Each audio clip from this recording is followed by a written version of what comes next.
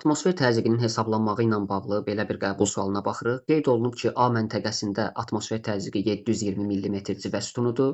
Kəsmə yüksəkliyimiz 100 metrdir. B və C məntəqələrində olan müvafiq atmosfer təzyiqlərini hesablamağımızı istəyir. İlk öncə baxırıq ki, bura dağlıq ərazidir, verqiçtirxilər çölə doğru çəkilib və dağlıq ərazilərdə hər 10 metr hündürlüyə qalxdıqca 1 millimetr civə sütunu təzyiq aşağı düşür. 100 metrdə isə 10 millimetr civə sütunu təzyiq aşağı düşür. Qısacası, əgər biz təzyiqə çevirmək istəyiriksə metrlə verilən ifadəni 10-a bölməliyik, yox əgər metrə çevirmək istəyiriksə təzyiqi 10-a vurmaq lazımdır. Burada da B nöqtəsi A-dan 100-200 metr hündürlükdə yerləşir, yəni 200-ü bölərəm 10-a eləyər 20 millimetr. A-da 720 olduğu üçün çıxaram 20-ni aşağı olmalıdır hündürdə olan B-də.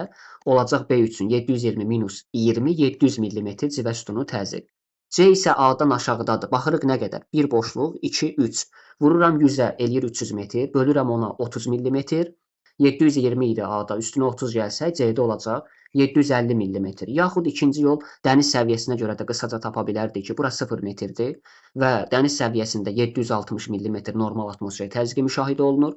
C sıfırdan sonra gələn ilk horizontal, yəni 100 metr hündürlükdədir. 100 minus 0, 100. Bölürük ona 10 millimetr arada fərq var. 760 minus 10, 750 millimetr yenə də alınır. B 700, C isə 750. Cavabımız B variantı olar.